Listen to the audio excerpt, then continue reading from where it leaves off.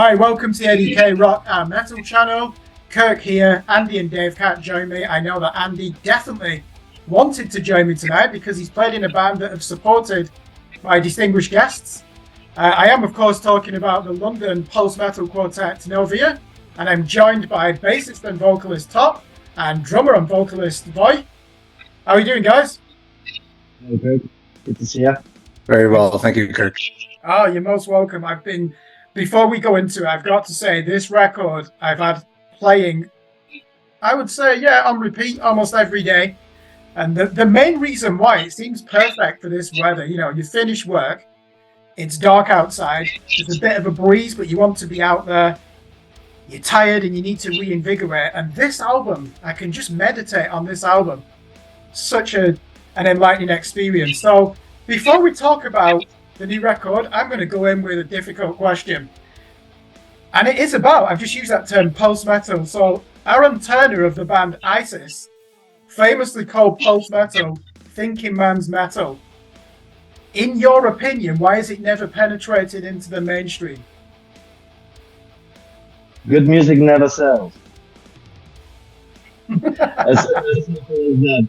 But maybe not focusing too much on the mainstream. I think we choose that sort of music to play to just because of the emotional impact that you can have for the listener. To believe that in 3.5 minutes radio songs it will be very difficult to fit all the emotions and the feelings that you want to show your listener.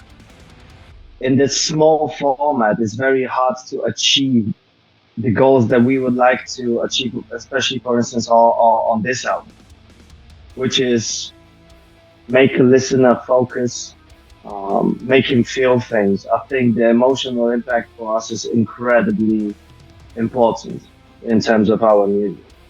Our tracks, the way how we create them, we always give them a time. We always give them a space to breathe.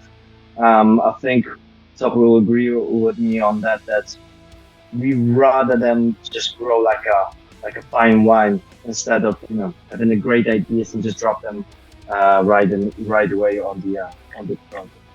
In terms of ISIS and thinking man metal, I think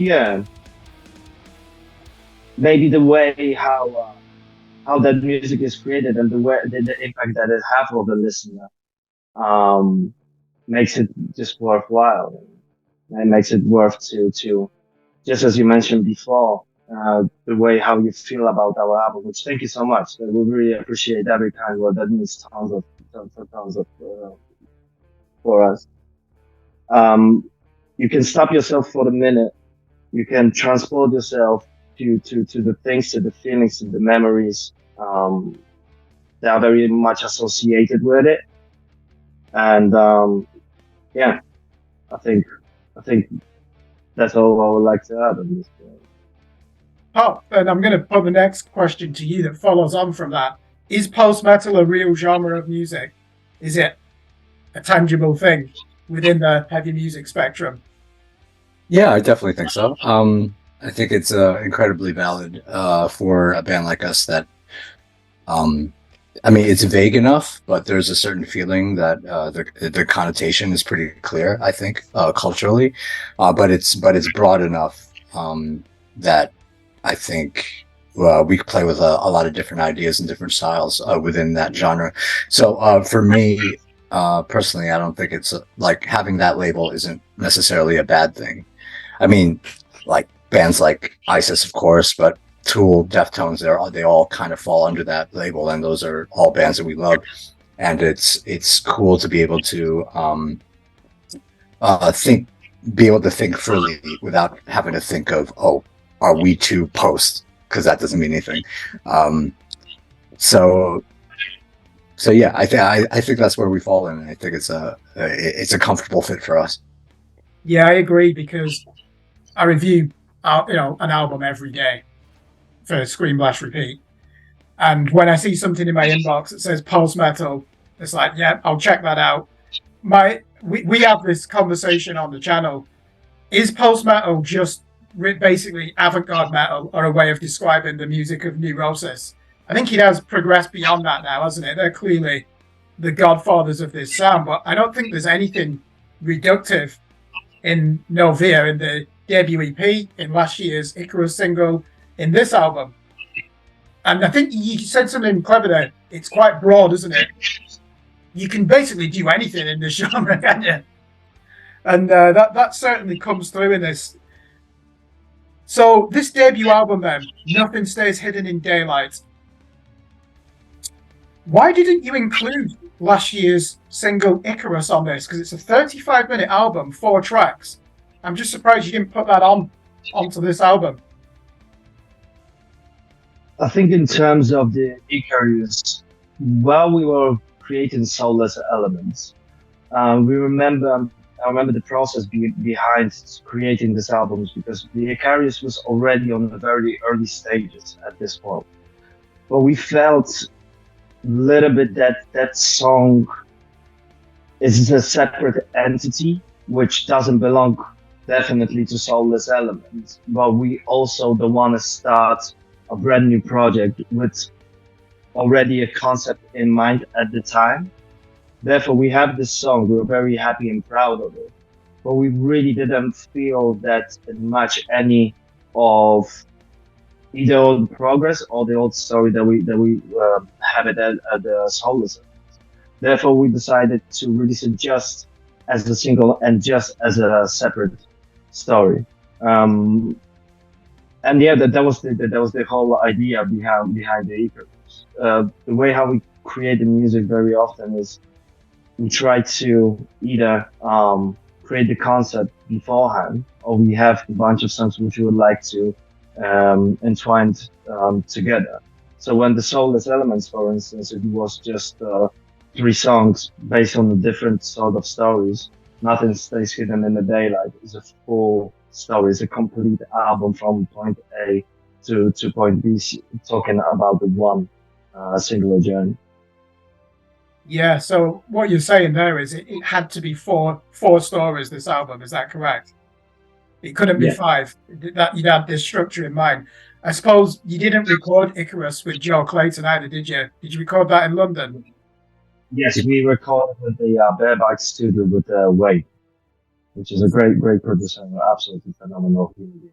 Yeah, he's quite in demand, isn't he? So I'm guessing, was that because you recorded that in London, it just didn't feel like it should be in this session anyway? Because Joe Clayton is in Manchester. His studio's in Manchester, isn't it? Yes, I think that the story that we include in the Icarus will just not fit into the album, as Icarus was quite, I would say, even religious statement itself. What I was writing the lyrics for this track, where on Nothing Stays Hidden in the Daylight, everything is very personal. It's very inside of a human being, of a main protagonist. The whole album just talks about the conversations that he has within the sound. Top question for you. Joe Clayton, this is the guy to go to if you're recording a doom, a sludge, noise rock, post-metal album in Manchester. What does he do differently as a sound engineer? Why is he so in demand?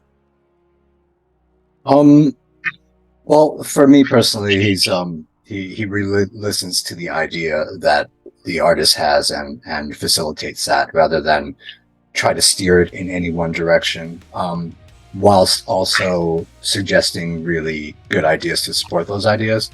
And I think that's really important for a band to feel like completely at ease, and I think he provides that. The setting is awesome. It's really cozy, and and he has a lot of toys, which helps. But I think it's that sense of ease where we could really just relax and play the music that we love to write and love to play, and to play it in a way that it's not strained or like we're looking at the clock. I think that's for me, that was the biggest takeaway from working with Joe. I think, yeah. Because it says that he recorded the album. Is he making a statement like Steve Albini there?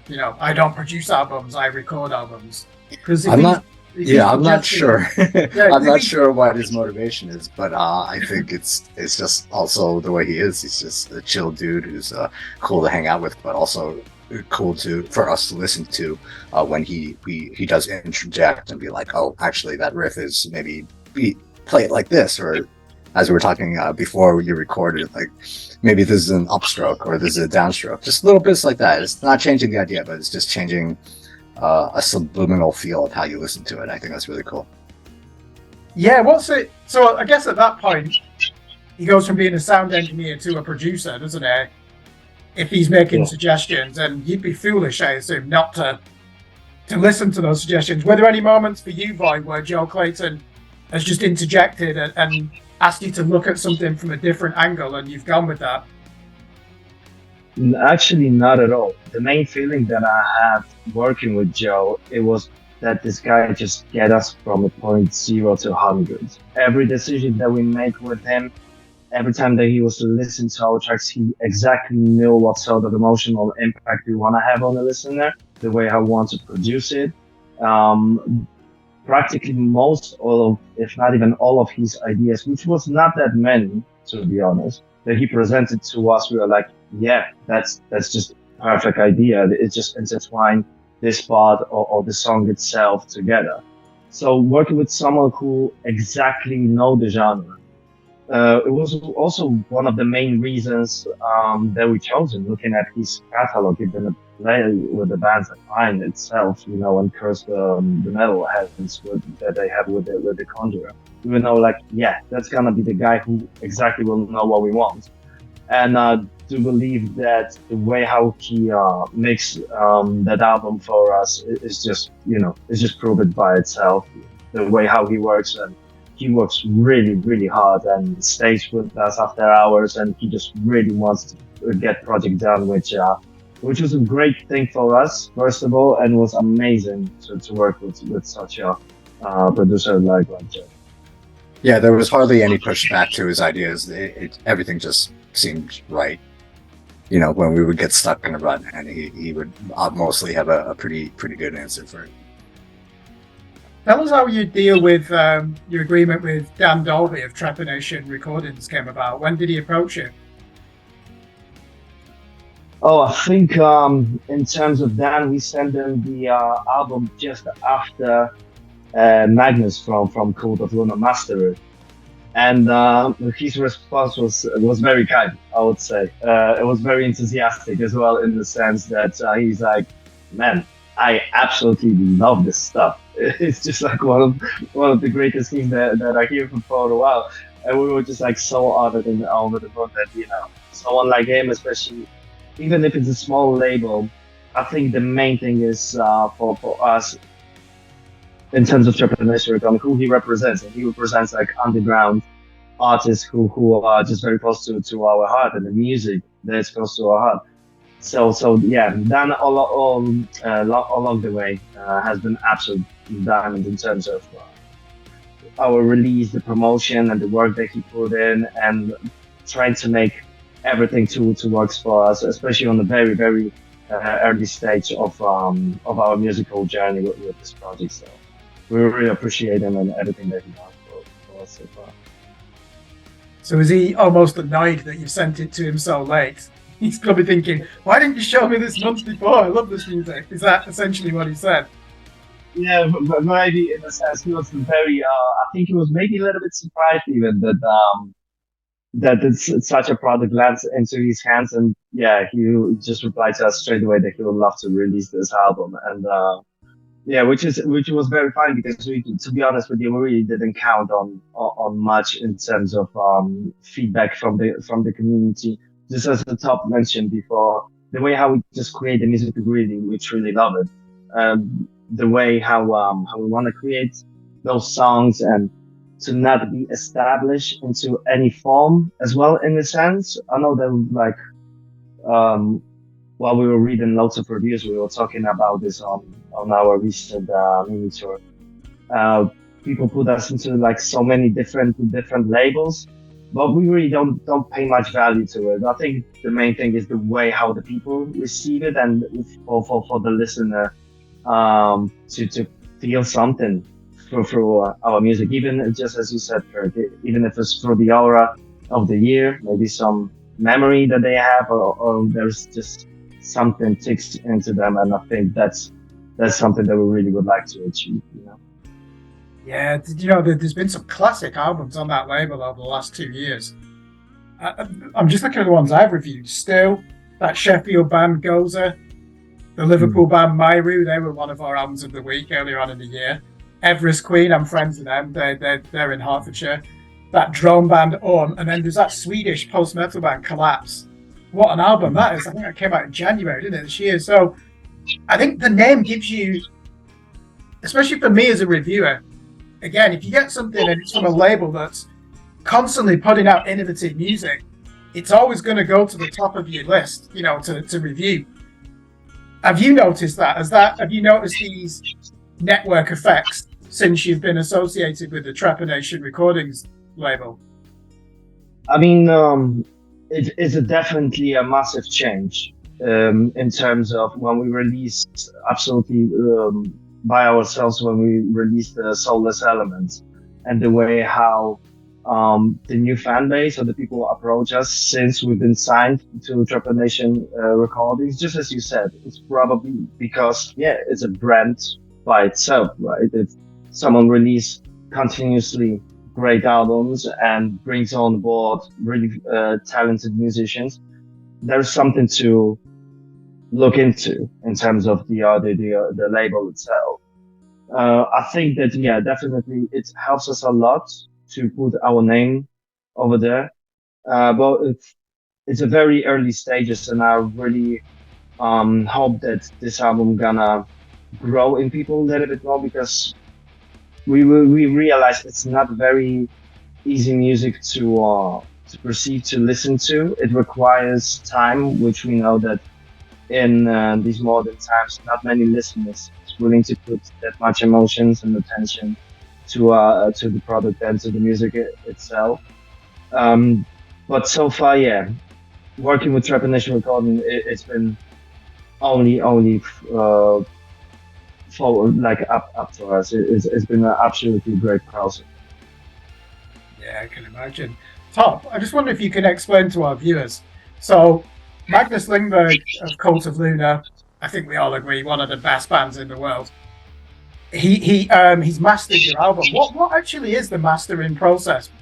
You know, you often get an album and it'll say mixed and mastered or mastered. Why have you paid him to do that? What is he doing that's so special in the final stage of creating this record? I think it's just the fact that we wanted quality in whatever format you listen to it, and I think the mixing for sure has something to do with that. And Joe had a great did a great job on the album, but I mean, to be honest, I don't really know much about the mastering process. I just know that there's like some sort of balancing that takes place so that it's as good as can be on as many platforms as it could be. And with everything in our band, we just want the best for our music, and reaching out to thinking about the various people we're going to send it to. We're like, who's going to be the guy who could facilitate that? And that just seemed like a no-brainer. If that answers your question, I'm sorry if it's vague. No, it's just because I just never, until today, I've never really thought about it. What the, you know, like Jens Bogren, Fascination Studios in Sweden. Everyone uses him, don't they? So he's not like adding reverb to like the guitar channel here or adding effects or anything. What is it? It's a very subtle polish of the final product, I think. But as I said, to facilitate the best quality across different platforms. That's how I saw it. That's how we discussed how we're going to approach it, because we wanted to see it to fruition, just because we cared so much about the album. So going in that route seemed to make artistic sense for us. If that if that answers your question in any way. So Magnus has performed a service for you, but surely he must have an opinion on the music. Did he give you any feedback on the album, or did he just keep it strictly professional? I think he gave a very simple thumbs up. I can't remember, boy. What did he say? People send us mail saying that like, oh, I love to master. It's literally a quote. I love to master Joel's albums because they always sound so good. It's just a pure pleasure to do it. So. I think I missed that email, but cool. What he said. Yeah. So before we move on to the album and do a track-by-track analysis for Scream Bash Repeat, which is going to be a separate feature. So there's a lot of anguish and pain in this music, but also really honest self-reflection. Now, you two are performing the vocals, and when you're writing and recording music as emotionally intense as this, how difficult is that when there are other people in the studio? You know, because you're really bearing your soul, aren't you? What do you need to do to block out everyone around you when you're walking into that vocal booth to lay down your voice? I think, luckily, we really hammered this material for a long time before we went to the studio. Therefore, every note and idea that we have, maybe aside of like some small polishes and tiny changes which we discover through the process of recording, which is absolutely normal, we know exactly where we stand in terms of the emotional impact. And I think the time that we spent constantly practicing for like hours and hours in the studio, me and Top, we actually get into the like really good flow, and really purely understanding each other, the way how we want to operate in terms of vocals. I think the studio session itself, obviously we always try to calm ourselves down, approach this with like, quite I would use that word, even a safe space, as we know that such a big burden, emotional burden, all those tracks can take you to like few really dark places, which happened on that record, and I'm actually very glad that we managed to capture it in a few tracks. I think performing it live, it's kind of more challenging actually, as it is in the studio. As we as a band, we got our own ceremonials and the way how we approach every single gig. It's very important to us, as we try to disconnect ourselves completely from the audience. We really don't like to integrate with them. We see the performance of Novere itself as a one full piece, where there is no frontman. We try to avoid any sort of showmanship itself. We would like to deliver the entire spectrum of our music directly to a listener, and just make it in more in a theatrical way, which we hope it's not very cliche as well. And I think that's the time that those records, those songs really came out from us, especially for me and Top, as we are very often engaged with each other through the visual contact. Yeah, and WhatsApping each other harmonies. I think it's just to keep a conversation going. Because, but just off the back of what Voice said, ultimately, up until this point, the stories have been Voi's conception. He wrote them. It's in his voice. So I see it pure. My job is purely a support to that voice, and not to overpower or try to turn it into something it's not. I'm literally just enhancing what those emotions are. So I'm more of a, I guess, extra in the show that is Voi's voice, if you could say it that way. Yeah. So I'm going to bring it full circle then with a final question. Why do you think this type of music appeals mainly to a male demographic, late 20s to later middle ages? Because, Voy, you just used the word showmanship there, which you're keen to avoid. You just don't ever see a band, of 19-year-olds playing post-metal, do you? And I didn't understand it when I was 19. I remember someone showing me Times of Grace. I was like, what is this? It's just doom metal. And it was only in my 30s, I was like, fucking hell, this is amazing music. I didn't really understand it. Why do you think, though, that, or am I wrong here? It does seem to be a very masculine dominated genre, but it's very fragile as well. I think maybe in terms, obviously times change, metal change, music change itself, the way how we approach music absolutely change. Everything around the music, where you probably remember the times that to listen to something you have to buy the cassette, or you were waiting months to get the money to buy a CD of the artist that you really like. When these days you are 2 clicks from literally the entire library of a metal, of pop, rock music, you name it at this stage. I think it might be music as which is a sign of the times of maybe I wouldn't even use the word millennials, as I can absolutely agree with you. When I was younger, the different music was more entitled to my identity in the sense of a listener, of a metal listener, and gradually since I hit 30s and above the 30s, I'm moving to completely different direction. My friend, I remember the biggest transition for me was when I discovered Amendra.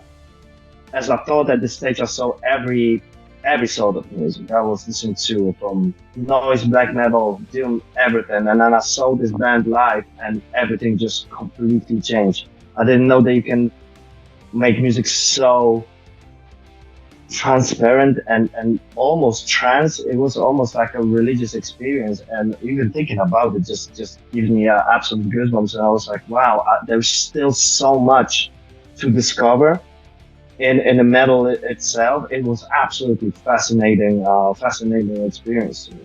But coming back to your question, I think it might be maybe the sign of times purely for the age group as well that we were discussing just before.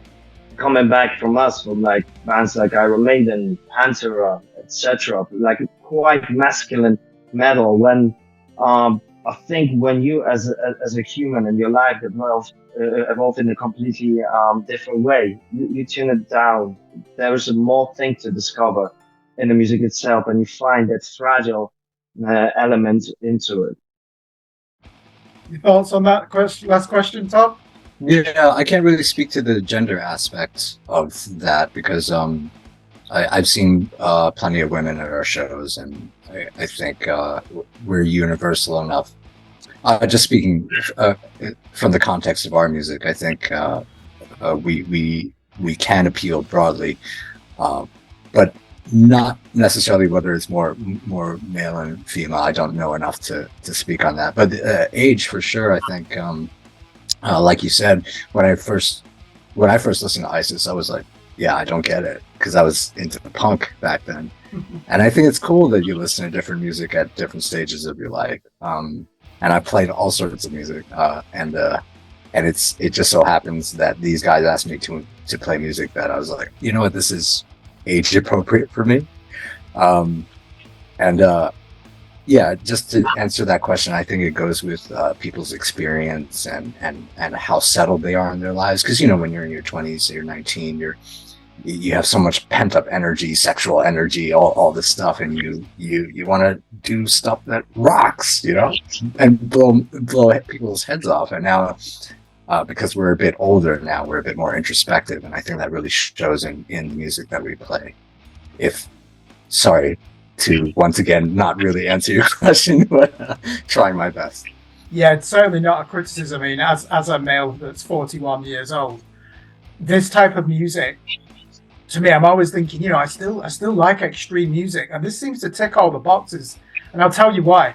In the studio footage, you're wearing a Code Orange t-shirt, and I love their new album. I just love their youthful energy. It's just so aggressive. You just don't know what's coming next. It's so good, the new album. Yeah, it's cool. Exactly. Then at the other end of the spectrum, you've got Novere. Let's use your band as an example. Equally as aggressive and challenging, but just in a different way. So that they're both doing the same thing for me. It's just that this seems to speak to me, even the aesthetic of it. You said no showmanship, very introspective. That's where I am in my life. And when I get music like this, it's just like, hey, I'm going to go and do a countryside walk. Give me 5 post-metal albums. This is fine. I can just do this every day. And it's so for me, my personal experience, that's why when I said, why do you think it seems to be really just hitting a note with a certain demographic? It might be wrong. Come on, it's got avant-garde elements. It's going to have an art school appreciation as well, isn't it? So yeah, because the gender aspect isn't just going to be men listening to it. It's just ironic though, isn't it? You've got something that's so aggressive and emotional, yet there's absolutely no toxic masculinity in this type of music. It's just irrelevant, that, isn't it? It's just so introspective that you just it doesn't ever come through. I think that's the benefits of being incredibly selfish and just looking into ourselves and not really looking at the outside world. I think we're quite good at that as writers, and I think that for me personally, that's the only way I can operate, because I have to shut out the outside world and any of those political leanings, just distract from what the music needs to be. If I was in another band and it was something else, that might be a different case. But for this band, it's more about being quiet and then seeing what you can dig out of that quiet. I think that's an excellent summary there of what the music is. So we're going to end it on that note then. And I just want to say to our viewers, this album came out on the 1st of October via Trepanation Recordings. Are there any pressing plant delays for the vinyl version? When can people expect it to be available? I think in terms of the vinyl, we are still in the process of finalizing it, but it's really, really hard to tell as purely we are insanely busy in our private lives, and we try to make as much in terms of records, CDs, cassette. We try to really meet the ends meet, but as you know itself, the life sometimes goes in a way, and it's very difficult to maintain with it. Therefore, we even didn't have properly the chance to make a big tour to show the album to everyone.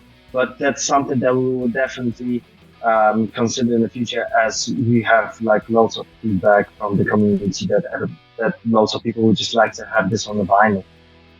CD's fine for me. I don't buy vinyl, I buy CDs, so I'm well catered for. I'll be ordering. We have cassettes as well. Oh, cassettes as well. I actually do have something to play the cassettes as well. I think it's mostly collectible item, which is really cool that the people still do it. Yeah. They bring the old school side. I'll be buying the CD. So anyway, thanks for joining us. I can't wait to see you live. I've already seen you live at Club 85 in Hitchin. I know you've just done a tour as well. You did 3 dates, including one in an obscure town in Northampton I've never heard of. Rounds. Everyone should go to Rounds. It's amazing. Yeah, I've never heard of it. Everyone should go to Rounds and try to challenge people on the what was the top drinking. We don't talk about that, boy. I can't believe I've never heard of this town. When I looked at the Turbos, I had to Google it. Like, oh, it's in the north of Northamptonshire, population 9,950 at the 2011 census. Close metal is everywhere, brother. Exactly. Thank you very much, guys. Absolute honor to have you on the channel. Thank you, Kirk. Cheers, mate.